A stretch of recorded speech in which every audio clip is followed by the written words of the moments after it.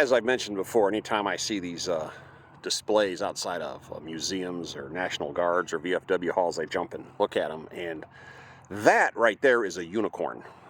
That is what's called a Sergeant York anti-aircraft weapon. It was a concept, late 70s, early 80s. Ultimately failed. They didn't produce these, and they only made a handful. And the fact that this is here, I've never seen one of these with my own eyes. The fact that it's sitting here makes it a unicorn.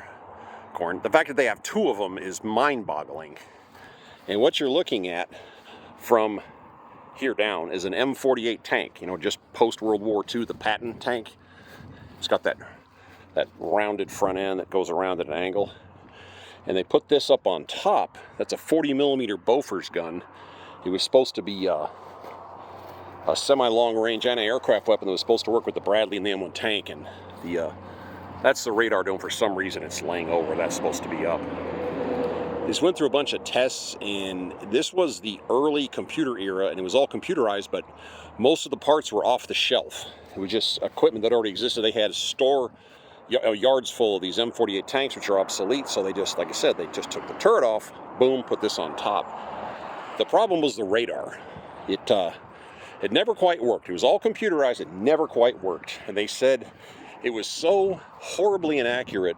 Somebody compared it to saying, if you were to put a person, one guy in the middle of a parking lot covered in stakes and tell the bloodhound to go find him. It was that bad.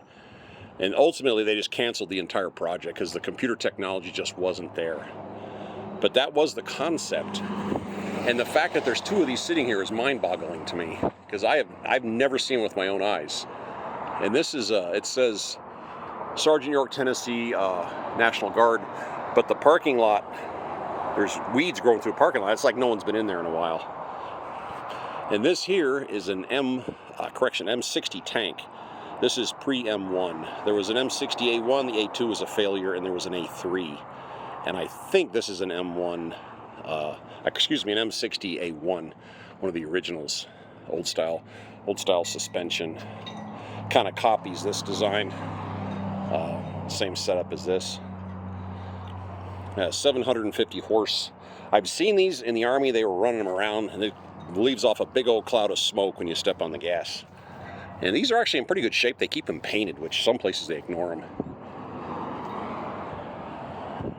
105 cannon, that's the same one the M1 tank had, the one I crewed when I first joined the military. And one of the many problems with these is when you fire them up, like I said, you get diesel, so you get the big cloud of smoke. So if you have a bunch of tanks sitting in a tree line, you fire them up, this huge black cloud goes up, and everybody and their brother knows you're doing something. Whereas the M1 ran out of turbine engine, didn't do that, so you wouldn't see it. But front slope, see how this is perfectly straight versus the Sergeant York. This is, again, from the late 1940s, 1950s. See how that slopes around? That was just a different design of the day. And nice slope turret on top. That's the driver's hole.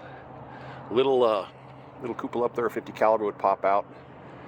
Those are the vision blocks right there. They pop open to drive when your hatch is closed. That hole's for a machine gun to poke out.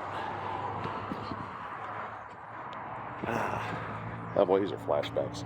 But this hot dog right here, I've seen pictures of them, I've seen drawings of them, never seen one in person. And there's the radar dish, which is propped up by a piece of wood. I don't know the layout. Based on these doors, I'm gonna say that catches the empties. This little thing right here, probably, see the hinge? I imagine this opens up and kicks out the empty shells.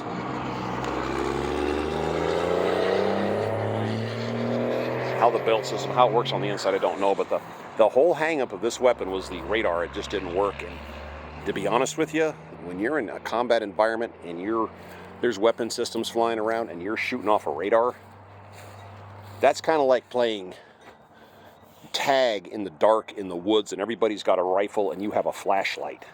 Everybody can see you.